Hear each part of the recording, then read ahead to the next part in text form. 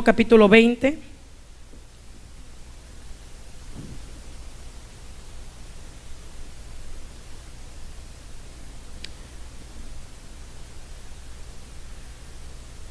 Vamos a leer la palabra honrando al Padre, al Hijo y al Espíritu Santo. Porque el reino de los cielos es semejante a un hombre, padre de familia, que salió por la mañana a contratar obreros para su viña, y habiendo convenido con los obreros en un denario al día, los envió a su viña. Saliendo cerca de la hora tercera del día, vino a otros que estaban en la plaza desocupada, y les dijo: id también vosotros a mi viña, y os daré lo que sea justo. Y ellos fueron, y salió otra vez cerca de las horas sextas y novenas, e hizo lo mismo. Padre, en el nombre precioso de Cristo Jesús, te damos gracias por tu palabra. Gracias, Padre Celestial, porque tu palabra, Señor, es poderosa. Tu palabra, Señor, nos edifica, nos bendice. Padre eterno, te damos la gloria, el honor y la alabanza a ti, Padre, en el nombre precioso de Cristo Jesús. Y la iglesia dice: amén. Siéntese un momento. Antes de entrar en el mensaje, yo me gozaba porque hablando con el pastor de aquí me decía que lo habían invitado a pastorear a Luisiana, y me dijo: y tú llegas. Me dio a entender: yo no sé si te vas a quedar aquí. I don't know. Yo le dije: yo no tengo problema en pastorear 2 iglesias, dije. Aleluya. El trabajo es mucho, el trabajo es arduo. De hecho, me estaban acordando de un sueño que me regalaban una iglesia. Ese sueño lo tuve hace como 4 años. Así que uno nunca sabe lo que Dios hace. Amén. De allá donde vengo también el pastor le regalaron una iglesia. Así de que Dios obra por senderos misteriosos. Mira lo que dice la palabra del Señor. Vamos a entrar al mensaje. Yo lo veo usted como que ya quiere comer. Gloria al Señor. Mira lo que dice la palabra. Dice: porque el reino de los cielos es semejante a un padre de familia que salió por la mañana a contratar obreros para su viña. Dígale a alguien: Dios anda contratando obreros para trabajar. Fíjese que el mejor patrón que uno puede tener, el mejor jefe, es Dios. Porque si hay alguien que es justo, es el Señor. Si hay alguien que paga bien, es Dios. Y mientras estábamos aquí adorando, yo empecé a sentir una presencia tan fuerte del Señor. Y el Señor me decía: yo pago bien a los que me buscan. Yo pago bien a los que se entregan. Mira lo que dice la palabra: porque el reino de los cielos es semejante a un hombre, padre de familia. Fíjese que empieza diciendo la palabra que el reino de los cielos es semejante. Aquí el Señor Jesucristo nos trae una parábola poderosa para todos aquellos que trabajan en el Señor. ¿Por qué? Porque el trabajar para el Señor se necesita tener valentía. Porque para poder prevalecer en el trabajo que Dios nos pone, Dios nos implanta, se necesita tener un carácter fuerte, un carácter decidido a conquistar lo de Dios. Aleluya. Yo quiero decirle que me dieron unas palabras y me dijeron: o hacemos lo que nosotros queremos hacer, o hacemos lo que Dios quiere que nosotros hagamos. Y hay una diferencia bien grande en hacer lo que yo quiero hacer o en hacer la voluntad absoluta de parte de Dios. Y esas palabras son unas palabras sabias, porque muchas veces Dios nos pone a hacer cosas que nosotros no queremos, cosas que a nosotros no nos gustan, o a enfrentar cosas que en el mundo no enfrentábamos, pero ni siquiera aunque nos pagaran. Esa es una gran verdad. La Biblia dice que el reino de los cielos es semejante a un padre de familia que salió por la mañana a contratar obreros para su viña. Cuando nosotros miramos esta parábola del Señor Jesucristo, habla de la viña de Dios, habla del reino de Dios. Y cuando nosotros entendemos que nosotros como cuerpo de Cristo, nosotros en la obra del Señor estamos trabajando para el mejor, aleluya, mejor jefe que usted pueda tener, al cual no se le escapa nada. Aún si usted recoge una basurita, a él no se le escapa. Aún si usted quita un polvo, a Él no se le escapa. A Dios no se le escapa nada de lo que nosotros hacemos en esta tierra. Es más, allá arriba hay un libro de crónicas, un libro donde se está escribiendo todo lo que usted y yo hacemos y también lo que dejamos de hacer. Peligroso, ¿verdad? Porque si dejamos de hacer la voluntad de Dios, nos es pecado. Fíjese lo que dice la palabra. Este padre de familia salió por la mañana a contratar obreros para su viña. Y Dios tiene gente que ha estado trabajando por años, pero hay gente que está trabajando ahorita y gente que apenas la va a contratar Dios, los que no se han convertido. ¿Cuántos me están entendiendo? O sea, Dios no hace acepción de personas, pero Él sí quiere un corazón dispuesto. Un corazón que esté dispuesto. ¿Por qué? Porque el servir a Dios se trata de sufrir penalidades. Estaba escuchando yo el testimonio de un misionero, y este hombre fue allá por donde está la selva, y este hombre llegó a nuestra iglesia a dar el testimonio. Por eso yo le puedo decir, ese testimonio lo oí de la persona así, en vivo. Y él decía que el Señor lo había mandado y le dijo: quiero que vayas a predicar a aquella tribu. Y este hombre, cuando fue, dice que miró, lo metieron en una choza. De repente estaba un hombre con los dientes podridos y se metía el maíz y lo empezaba a triturar y lo escupía en un vaso. Y él dijo: uy, esto está medio... Ya usted se imaginará. Y el que estaba a la par, que lo había llevado, le dijo: hey, ese vaso es para ti y te lo tienes que tomar todo. Y le dijo: alrededor de la choza hay muchos nativos con unas grandes lanzas. A la hora que tú vomites te atraviesan las lanzas. Imagínense. Dice que este hombre tuvo que tomarse eso, tuvo que predicarles todo salió bien. Y cuando regresa de todo eso, dice que cuando empieza a predicar, la unción que lleva era una unción terrible de parte de Dios. Dios empezó a hacer milagros, empezó a hacer prodigios, empezó a hacer señales. Porque Dios muchas veces nos mete en circunstancias para ver si nosotros somos valientes, para ver si nosotros somos obedientes al Señor. Porque una cosa es decirle: Señor, gracias. Y una cosa es que usted llega a un hotel de 5 estrellas. Y qué bonito. Yo quizás todavía no llega a uno de 5 estrellas, pero por ahí yo creo que 2 han tenido. y se siente rico. Se siente rico que te lleven a comer a un buen restaurante y todo te traten bien y te den una gran ofrenda. Pero ¿qué cuando Dios te manda a predicarle al borracho de la esquina? ¿Qué cuando Dios te manda a predicarle al que se está inyectando heroína? Y está todo el ambiente terrible. O sea, la Biblia nos habla a nosotros de que Él contrata obreros para su viña. En las circunstancias Él no nos pregunta qué circunstancias vas a pasar. Él no te dice qué pruebas vas a pasar, porque si nos dijeran las pruebas, yo le aseguro que nosotros le decimos: Señor, ¿sabes qué? Búscate a alguien más. ¿Cierto o no es cierto? Si el Señor le hubiera mostrado al pueblo de Israel que tenía que vencer todos los pueblos que tenía que enfrentar, yo le aseguro que el pueblo de Israel le dice: no, mejor nos quedamos aquí. Pero Dios, como es tan grande, primero les enseñó las maravillas, los milagros. Entra en Egipto con 10 plagas tan tremendas que quién no va a querer servir a un Dios que hace tales milagros. ¿Quién no va a querer servir a Dios que es poderoso, que es grande, que es glorioso, que es omnipotente? Alabada sea la gloria del Señor. ¿Quién no va a querer servir a Dios en una condición así? Pero de repente se encuentran con que hay que atravesar un desierto. ¿Usted cree que si Moisés les hubiera dicho: pueblo, dice el Señor que los va a sacar de Egipto y después van al desierto, ¿usted cree que hubieran ido? No van. Ellos no van porque no van. Y si les hubiera dicho: tienen que enfrentar a otros pueblos y matarlos y hacer esto y lo otro, hubieran dicho: no, nosotros no. Pero Dios hace cosas tremendas en circunstancias que nosotros menos lo esperamos. La Biblia dice que contrató por la mañana a unos obreros para su viña, y luego convino y contrató otros obreros en otra hora. Porque Dios, para hacer su obra, tiene que jalar mucha gente. Tiene que jalar gente que esté dispuesta, gente que esté con ese corazón diciéndole: Señor, yo lo hago. ¿Cuántas veces a usted le ha pasado que Dios le da una palabra y le dice: aconseja a esa persona? Y usted dice: ay, no. Y de repente la persona le cuenta: ¿sabes qué me dieron este consejo? Y usted dice: es el mismo que Dios me dijo que le diera. ¿Cuántas veces le ha pasado? Levante su mano. ¿Y qué es lo que Dios quiere? ¿Y qué dice usted? Wow, Señor, yo tuve que ir a decirle eso. ¿Cierto o no es cierto?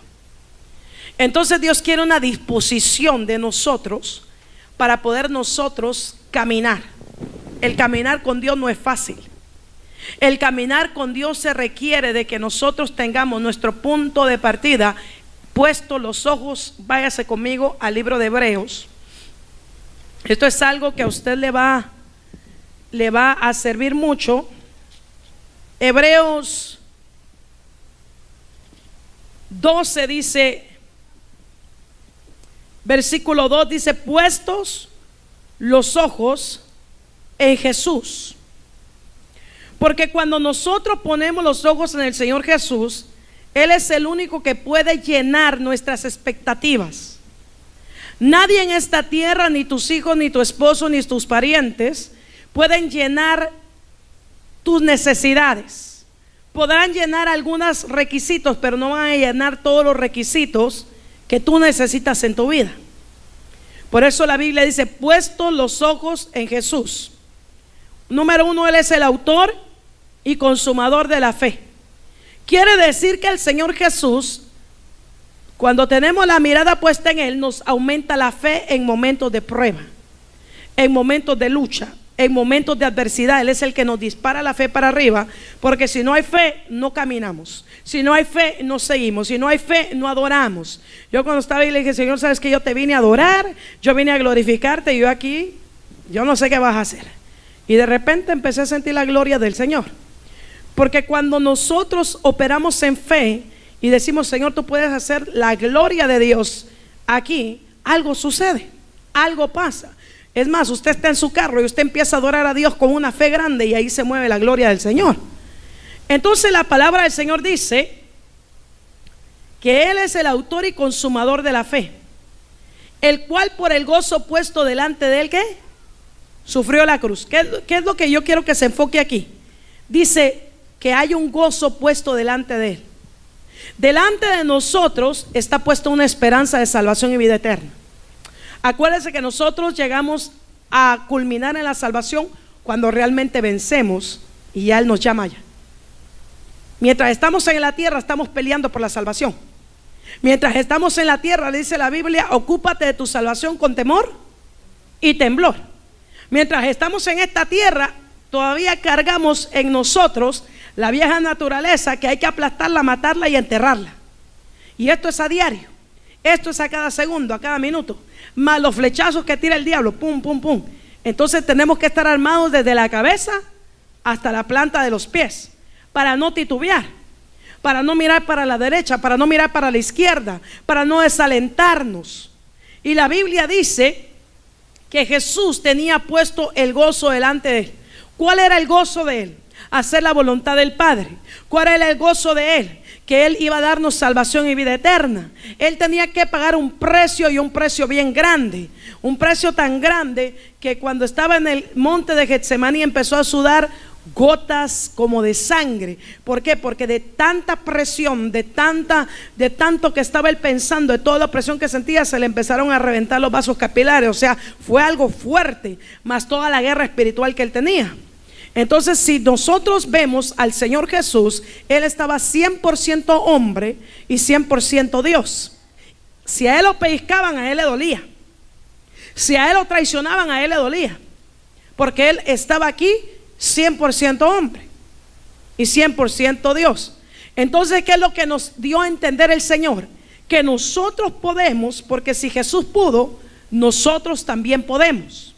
La Biblia dice que somos más que vencedores. Nosotros, al meternos a trabajar en la viña del Señor, fíjese lo que dice la palabra aquí: menospreciando el oprobio. Cuando nosotros nos metemos a trabajar en la viña del Señor, usted se va a topar con gigantes, gigantes de celo, gigantes de menosprecio, gigantes de envidia, de toda clase de gigantes. Y esto usted lo tiene que tener bien marcado. Cuando usted, alabado sea el nombre del Señor, va a estar en algún lugar, en alguna posición, yo quiero decirle que usted va a tener enfrentamientos espirituales, y en diferentes áreas. Si usted trabaja en la puerta nomás recibiendo gente, va a tener guerra. Si usted trabaja nomás limpiando en la viña del Señor, va a tener guerra. Si usted trabaja haciendo liberaciones, va a tener guerra. Porque el enemigo tiene un ejército que está, ahí lo habla en Efesios, el Señor nos dejó a la luz. ¿Quién es el enemigo? Dice que es padre de mentira. Lo único que él puede hacer es, mire, engañar con palabras. Por eso el cristiano que está bien fundamentado, aquel que quiere trabajar en la viña del Señor, tiene que cerrar los oídos al diablo.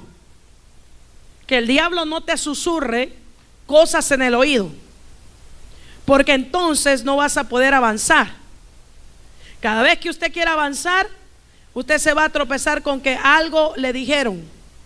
Qué mal hiciste el trabajo, qué mal hiciste esto.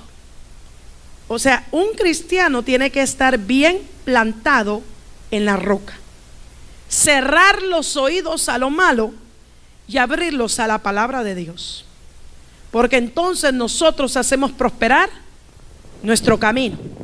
Fíjese lo que dice la palabra: menospreciando el oprobio. Él sabía todo lo que le venía, pero él dijo: ¿sabes qué, Señor? Padre, yo voy a tener esto, no lo voy a tomar en cuenta, porque lo que voy a tomar en cuenta es lo que voy a hacer en la cruz. O sea, él tomó en cuenta que iba a haber salvación, vida eterna, y dice que él vino a cumplir la voluntad del Padre. Muchas veces quisieron adorar al maestro y él decía: yo vine a cumplir la voluntad del que me envió. ¿Cuántas veces al maestro le preguntaron tantas cosas y él decía: es que la voluntad de mi Padre, esa es mi delicia, esa es mi comida? Entonces hay algo que nosotros tenemos que hacer, y es la voluntad de Dios, porque de ahí es el éxito de todo hijo de Dios, hacer la voluntad del Señor. Y muchas veces la voluntad del Señor no nos va a gustar, porque muchas veces la carne interfiere. Quizá el Señor le diga: sabes que hoy te vas a levantar a clamar 1 hora, y quizá usted se acababa de dormir, y usted le diga: Señor, y ahorita, clamando ahorita, porque quizá alguien va a sufrir algo, quizá va a pasar una cosa, y Dios te baja a clamar. Entonces la carne no le va a gustar bajarse de la cama, va a decir: ay, Señor, si apenas me acabo de dormir. O de repente te va a decir: ¿sabes qué? Necesito que me ayunes, porque viene guerra. Y la carne dice: Señor, pero ya tenía mis planes, mañana iba a hacer hasta 3 comidas. O sea, muchas veces la voluntad del Señor nos va a quitar nuestro esquecho, nos va a remover toda nuestra vida. ¿A cuántos el Señor le removió su esquecho? A mí me removió todo, porque Él nos remueve de lo que nosotros podemos hacer. ¿Para qué? Para meternos en lo que Él quiere hacer con nosotros. Entonces la Biblia dice que después de que Él pasa todo esto, en el versículo 2 del capítulo 12 de Hebreos, ahí en este versículo tan pequeño, ahí describe todo. Describe que el Señor, todo lo que vino a hacer, consideró la voluntad del Padre, y al último dice: se sentó a la diestra del trono de Dios. ¿Y qué es lo que nosotros vamos a hacer al último cuando venzamos? Dice que si Él se sentó con el Padre, también nosotros nos sentaremos con Cristo Jesús.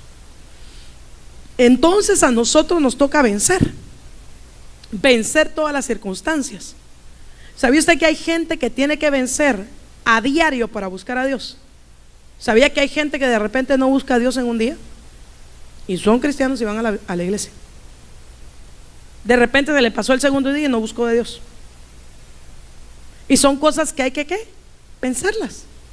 Porque es necesario bajarse, orar, o aunque sea decirle: Padre, aquí voy en el carro, voy orando, voy clamando, pero buscar a Dios. Y hay gente que hasta en eso le cuesta, y son cosas que se necesita trabajar en ellas. Y si cuesta buscar a Dios a diario, ahora se imagina las guerras. ¿Cómo un cristiano que no busca a Dios puede enfrentar una guerra espiritual? ¿Cómo puede enfrentar la presión de los enemigos, de los gigantes? Porque hay gigantes que van a acechar, depende de lo que suframos. Hay gente que sufre de la adicción a la aceptación. Y si no los aceptan, están en depre. Hay gente que sufre de que no le gusta que la dejen con la mano guindada, y lo van a dejar con la mano guindada. Hay gente que le molesta que cuando estén hablando lo dejen hablando solo. Ahí le va a pasar. O sea, porque Dios nos va a moldear. Aparte de que el Señor, porque el enemigo, acuérdense que solamente es un instrumento que Dios usa para muchas veces sacudir la iglesia. Y Él no puede hacer nada sin que Dios se lo permita. Entonces, cuando nosotros entendemos que hay una guerra espiritual, nosotros necesitamos estar firmes en la oración, firmes en la fe, firmes en todas las cosas que nosotros decimos y hacemos. Dice que tu sí sea un sí y que tu no sea un no. Entonces Dios quiere que nosotros podamos hacer tales obreros en su viña. Regrésese conmigo a Mateo 20. Porque aquí hay unos obreros que empezaron en la mañana. Aquí hay otros obreros que empezaron a la hora tercera. Aquí hay otros obreros que empezaron a la hora sexta y a la hora novena. Si los que empiezan por la mañana se cansan a la hora tercera, ¿usted cree que van a seguir trabajando? No, no van a seguir trabajando. Entonces, yo no sé a qué hora te contrataron a ti, pero lo que nos dice esta parábola es que tenemos que trabajar de tal forma de llegar hasta el final. Apocalipsis nos dice, váyase conmigo al libro de Apocalipsis, el Señor habla y dice que el que venciere hasta el final, este será salvo. Entonces nosotros tenemos que entender de que hay un premio. Apocalipsis 2, cuando habla de la iglesia de Éfeso, versículo 7 dice: el que tiene oído, oiga lo que el Espíritu dice a las iglesias. Y luego dice: al que venciere. Cuando habla de que al que venciere, quiere decir que hay una guerra, hay una lucha, hay alguien que te quiere robar tu corona. Y no es una persona humana, o sea, porque nuestra lucha no es contra carne ni sangre, es contra los mismos demonios. ¿Y qué dice aquí? Al que venciere, le daré a comer del árbol de la vida, el cual está en medio del paraíso. O sea, nuestro galardón es pensar que un día vamos a estar enfrente de Jesús cara a cara, viéndolo tal y como Él es. Y nuestro punto es deleitar a Dios, para que Él, cuando lleguemos, pueda decir: buen siervo amado, en lo poco me fuiste fiel, en lo mucho te pondré. Entonces, para que Dios nos dé más trabajo, tenemos que hacer el trabajo de Dios pequeño que nos da, para que Él nos eleve a otra posición. Porque si en lo poco le somos fiel, en lo mucho ¿qué? Nos pone. Si nosotros, el Señor nos dice: ve, evangeliza a 2 personas, y usted nomás evangeliza una, ¿cómo el Señor te va a dar 5? Si con 2 no cumpliste. O sea, Dios nos mide y Dios dice: bueno, voy a darle esta asignación, pero si no la puedes hacer, te la va a seguir dando hasta que la pases. Pero no te puede dar otra asignación hasta que tú no cumplas bien la que tienes. Es como que usted le diga: Señor, dame otro carro, pero el que tiene ni lo aprecia. O dame una casa bien bonita, y la que tiene ni le gusta ni la cuida. Porque cuando nosotros pedimos, al principio estamos: Señor, dame esto y dame esto. ¿Y cuántas veces le ha pasado a usted que compra un par de zapatos y cuánto los quería, y nomás se los pone una vez y después los deja tirados? ¿Cuántas veces le ha pasado a usted? ¿Cuántas veces a usted le ha pasado de que usted le pide tanto algo al Señor, y cuando ya lo tiene, Señor, mejor dame otra cosa? O sea, la Biblia dice que en lo poco le somos fiel, en lo mucho ¿qué? Él nos va a poner. O sea, Él está pesando cada momento nuestro corazón, cada instante. Él está viendo nuestras reacciones, Él está ahí pasando la lista. Entonces nosotros debemos de entender lo que dice la palabra del Señor. Fíjese lo que dice la palabra en el versículo 17 del capítulo 2 de Apocalipsis. Dice: el que tiene oído, oiga lo que el Espíritu dice a las iglesias. al que venciere, daré a comer del maná escondido, y le daré una piedrecita blanca, y en la piedrecita escrito un nombre nuevo, el cual ninguno conoce sino aquel que lo recibe. Entonces Dios sigue hablando y le habla a la iglesia de Pérgamo y le dice que al que venciere. Entonces nosotros podemos ver también en la iglesia de Esmirna, o sea, cada iglesia le dice que al que venciere. O sea, Dios nos habla de vencer. Y tenemos 3 enemigos. Número 1, nosotros mismos, porque tenemos que bregar con luchas internas. El apóstol Pablo lo describe en el capítulo 7 de Romanos.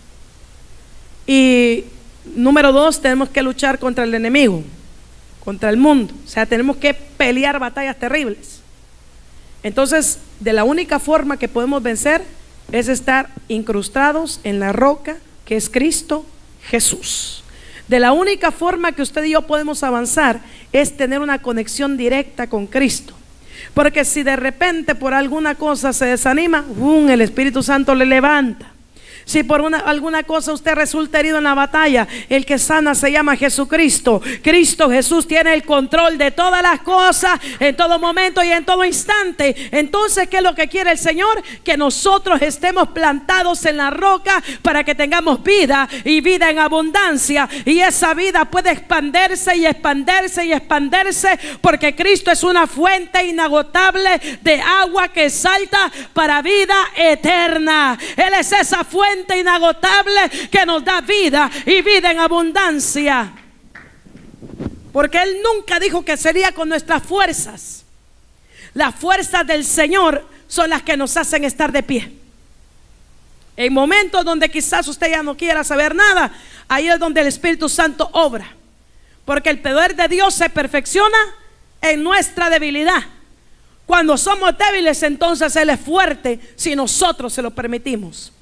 Entonces un buen obrero necesita estar pegado en Cristo, morir al yo y decirle: Señor, que se haga tu voluntad, que tú seas reinando en mi mente, en mi corazón, en mi alma, en mi espíritu, en todo mi ser, porque entonces vamos a prosperar, entonces seremos bendecidos, entonces todas las cosas nos van a salir bien, y aún lo que miramos que está medio chueco nos sirve para avanzar a otra parte. Porque en Dios todas las cosas obran para bien. Todas las cosas obran para bien en el Señor. No hay nada que Dios deje así como que esto se le escapó. No, Dios tiene el control de las estrellas del universo. Cuando los científicos están volviéndose locos y quebrándose la cabeza diciendo: es que ya se van a poner los planetas en línea, ya se va a destruir el universo, el planeta. El Señor está allá arriba y Él conoce cada planeta por su nombre, cada estrella por su nombre. Él es grande, Él es poderoso y Él es omnipotente. Él es grande para sostener su iglesia y para sostener a aquellos que en Él confían, porque los que confían en Jehová jamás serán avergonzados. Entonces, si nosotros confiamos en el Señor, miraremos la gloria de Dios. Aún Lázaro, estando ya 4 días, ¿usted cree que no hubo gente que llegó con María y Marta y llegaron y le dijeron: ¿y dónde está tu amigo Jesús? ¿Usted cree que no llegaron a decirle? ¿Por qué permitió que tu hermano se muriera? ¿Por qué permitió lo que tú estás pasando? Porque, o sea, llega. ¿Y usted qué cree que Marta y María iban a decir? ¿Qué podían decir? Nada. Quizá algunos se burlaron. Que usted no sabe lo que pasó en ese ambiente. Lo cierto es que Jesús llegó 4 días, porque había una tradición en los judíos que todavía en el 3er día andaba el espíritu rondeando y podía levantarse. Pero llega ¿qué? Al 4.º día. Entonces, ¿qué es lo que pasó? Que aún a Lázaro lo sacó de ahí. Y ya teniendo el milagro, ¿qué pasó? ¿Qué querían hacer con Lázaro? Lo querían matar. Oiga, en lugar de estar contentos que se había levantado, matarlo querían. Imagínense que estén ahí de repente se levanta la gente. O sea, la gente, hay diferentes clases de reacciones. Lo cierto es de que Lázaro se levanta. ¿Y sabe por qué lo querían matar? Porque muchos creyeron más en Jesús cuando se levantó Lázaro de la tumba. Así de que le damos la gloria y la honra a aquel que vive, a aquel que reina y a aquel que permanece para siempre. Dale fuerte las palmas al Señor. Así que es necesario.